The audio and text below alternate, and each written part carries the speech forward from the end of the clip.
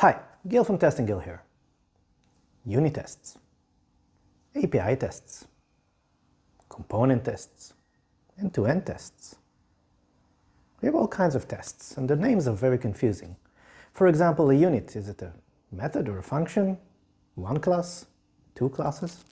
And when are we going to cross into component land or integration test land? Is this some kind of a Venn diagram that crosses these two areas? API tests. What can be more accurate description than that, right?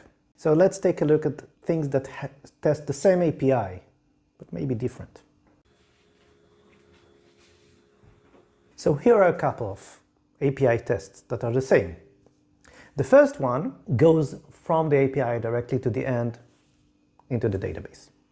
The second one is the same, but this time the database is mocked. So the API calls to the database are being mocked. The next one is the same API test, but this time some of the logic is mocked, so nothing goes out of this process into a database. And the final one, still testing the same thing, is this one, where instead of a mock database, we run a database, a test database, but inside the process. So it's an in-process database, which will be done after the test is done. All testing the same APIs. Are they all the same? Do we consider all these API tests API tests? Let's talk about web tests.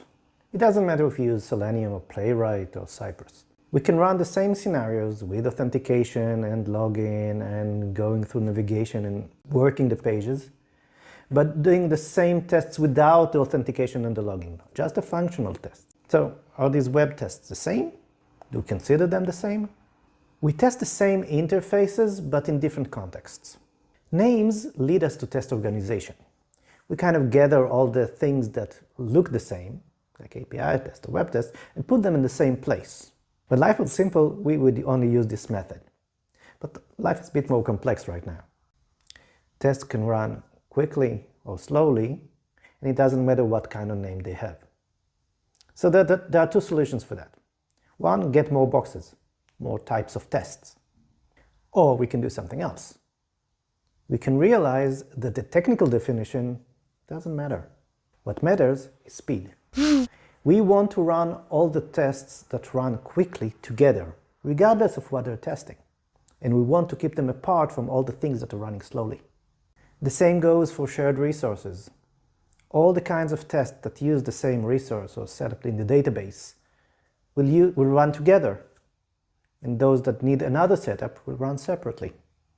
And that means we need to put them separately. You see, tests need to work for us. They need to serve us. And if we start organizing them by some kind of technical definition, and they don't run the way we want them to run, that hurts us. And if this kind of separation hurts us, that means wasted time, wasted effort. And we don't want that. But that is an adventure for another day. That's all for today. Thank you for watching. If you like this, hit the like button, the subscribe button, leave me some comments down here, and have a great day. Bye.